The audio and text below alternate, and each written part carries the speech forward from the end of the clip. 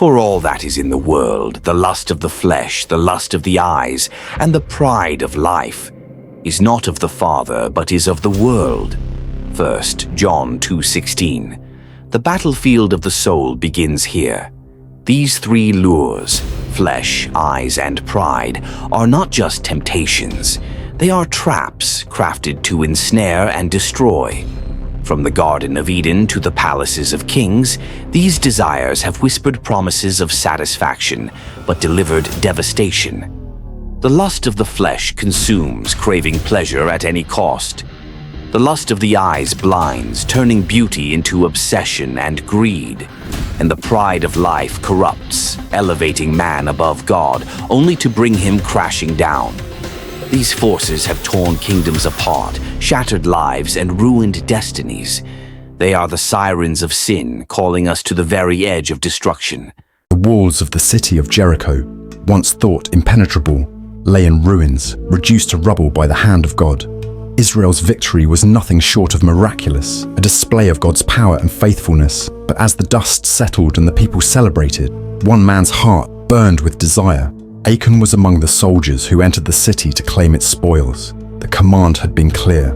All the silver, gold, and valuable items were to be devoted to the Lord. Nothing was to be taken for personal gain. Yet, as Achan walked through the ruins, his eyes fell on something he could not resist. A beautiful cloak from Shinar, glimmering silver coins, and a bar of gold. The treasures shimmered in the sunlight, calling to him. His pulse quickened, and his thoughts raced. Who would know, he wondered, just this once? Achan's gaze lingered too long, and the lust of the eye took root. He reached out, seized the forbidden treasures, and hid them in his cloak. Returning to his tent, he buried them deep beneath the earth, thinking the matter was done. But nothing is hidden from God. The next battle should have been simple. Israel's army advanced on the small town of Ai, confident in their strength after Jericho's miraculous defeat. But something went horribly wrong. The Israelite soldiers fled before Ai's men, and 36 of their warriors fell in battle. Fear and confusion swept through the camp. Joshua, the leader of Israel, tore his clothes and fell face down before the Ark of the Covenant. "Lord," he cried, "why have you brought us across the Jordan only to be defeated? What will the nations say about your great name?" God's answer was swift and clear. "They have taken some of the devoted things. That is why you cannot stand against your enemies." The next morning, Joshua assembled the tribes of Israel. The clans were brought forward before the Lord. Finally, the lot fell on Achan. Joshua fixed his eyes on the man and said, "Tell me what you have done. Do not hide it from me. It is true, I have sinned against the Lord. When I saw the beautiful cloak from Shinar, 200 shekels of silver, and a bar of gold, I coveted them and took them. They are hidden in the ground inside my tent." Joshua sent men to Achan's tent, and there they found the treasures just as he had described. The command was clear. Achan, along with his family and all he owned, was brought to the valley of Achor. There, stones flew, striking Achan and his household. The pile of stones grew as a permanent reminder of the cost of disobedience and greed. Once the sin was purged, God's favor returned to Israel.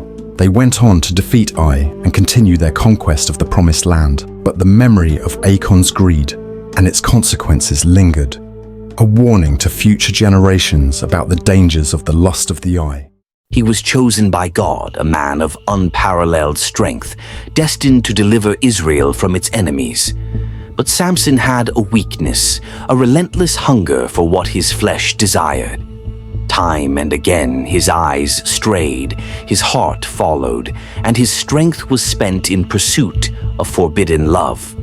From the moment of his birth, Samson was set apart for greatness, a Nazarite chosen by God to deliver Israel from the oppression of the Philistines. His strength was unmatched. He was a man of legendary feats, slaying a lion with his bare hands, defeating 1,000 Philistines with the jawbone of a donkey, and carrying the gates of a city on his shoulders. But for all his physical strength, Samson had a weakness. His heart often led him astray, especially toward the women of the Philistines, the very people he was called to defeat. His downfall began long before Delilah. It started with a Philistine woman from Timnah. Against his parents' advice, Samson demanded, "Get her for me, she is right in my eyes." Lust and desire clouded his judgment, and he pursued a marriage that was doomed from the start. During the wedding feast, a riddle he posed to the Philistines led to deceit and betrayal. When his new wife revealed the answer to the riddle, Samson was furious. The celebration turned into tragedy. In his anger, Samson left her and returned to his father's house. But when he later tried to reconcile, he discovered she had been given to another man, one of his companions. Devastated and enraged, Samson burned the Philistine fields, vineyards, and olive groves, igniting a cycle of revenge that would mark the rest of his life. This marriage, built on lust and defiance, ended in betrayal and death. The woman's father and household were burned alive by the Philistines in retaliation for Samson's actions. Samson's heart, already bruised, hardened further. His pattern of giving in to fleshly desires and making impulsive decisions set the stage for his most infamous downfall, Delilah. Samson wandered into the valley of Sorek, where he met Delilah, a woman whose beauty consumed him. She wasn't like his wife from Timnah. Delilah was cunning, manipulative, and dangerous. The Philistine leaders saw an opportunity. They promised Delilah an enormous sum of silver, more wealth than she could imagine, if she would uncover the secret of Samson's strength. Samson, blinded by desire, fell into her trap.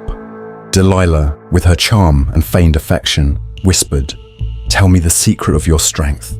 At first, Samson toyed with her. He gave false answers.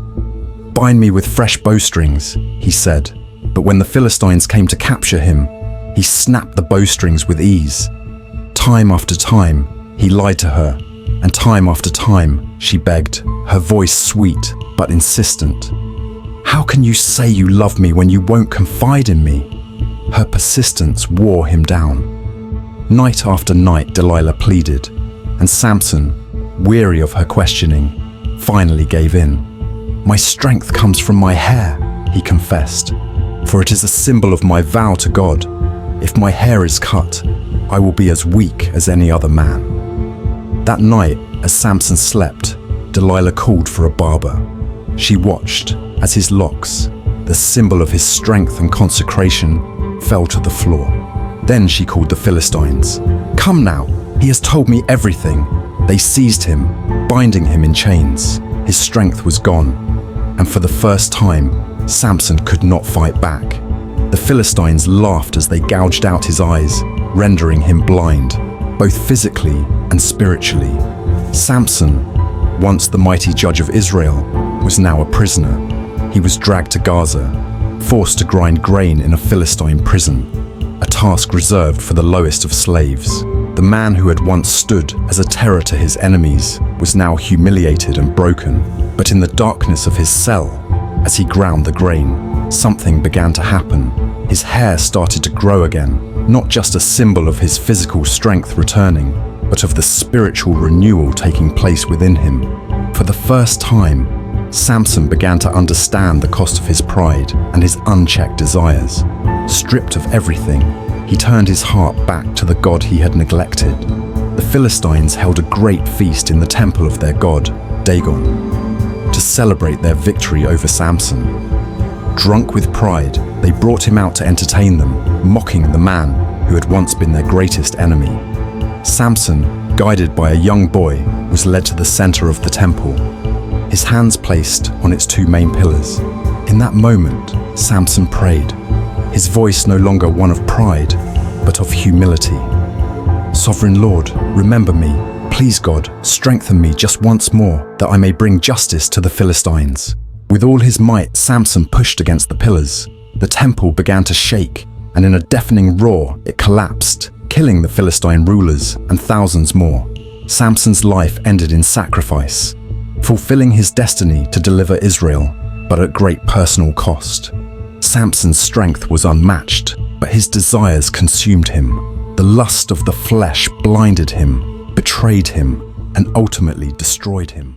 King Nebuchadnezzar stood on the rooftop of his palace, his eyes sweeping across the vast expanse of Babylon. The city was a marvel, a place of unrivaled splendor, towering ziggurats, lush hanging gardens, walls so thick they could hold chariot races. It was the crown jewel of the ancient world, and Nebuchadnezzar, its creator, reveled in its glory. His chest swelled with pride as he declared, "Is not this the great Babylon I have built as the royal residence, by my mighty power and for the glory of my majesty?" He believed himself invincible, a king among kings, untouchable in his might. But the Most High God had seen his heart and sent a warning. Nebuchadnezzar had dreamed of a massive tree, its branches stretching to the heavens, providing shelter to all creatures. But a holy messenger, an angelic watcher, descended from heaven and decreed, "Cut down the tree, but leave the stump and its roots. Let him live among the beasts of the field." Daniel, God's servant, interpreted the dream and pleaded with the king, "Renounce your sins by doing what is right, and your wickedness by being kind to the oppressed. Perhaps then your prosperity will continue." But Nebuchadnezzar's pride was unyielding. 12 months later, as he stood on his rooftop, his words of arrogance sealed his fate. A voice from heaven thundered, "King Nebuchadnezzar, the kingdom has been taken from you. You will be driven away from people to live with the wild animals. You will eat grass like the ox until you acknowledge that the Most High is sovereign over all kingdoms." In an instant, the mighty king was brought low. His mind unraveled, and he was driven from his palace into the wilderness. His hair matted like eagle's feathers, and his nails growing like claws. For 7 years, Nebuchadnezzar lived in madness, but at the end of that time, something changed. He lifted his eyes to heaven, and his sanity was restored. He proclaimed, "I, Nebuchadnezzar, praise and exalt and glorify the King of heaven, and those who walk in pride he is able to humble. The God who humbled Nebuchadnezzar also restored him." Nebuchadnezzar's story reminds us that pride comes before destruction and a haughty spirit before a fall. Yet, in God's mercy, even the proudest heart can be humbled and restored when it turns back to Him. From the dawn of creation, these three traps, the lust of the flesh, the lust of the eye, and the pride of life, have been the downfall of many. Samson's desire for Delilah blinded him long before his enemies took his sight. Achan's greed for forbidden treasure cost him his life and his legacy. Nebuchadnezzar's pride turned a mighty king into a beast crawling in the wilderness. Each one fell for what the world offers. These traps whisper promises of satisfaction, but they always lead to destruction. When we humble ourselves, repent, and turn to Him, He offers grace, healing, and strength to overcome. The lust of the flesh, the lust of the eye, and the pride of life. Will you conquer them or let them conquer you?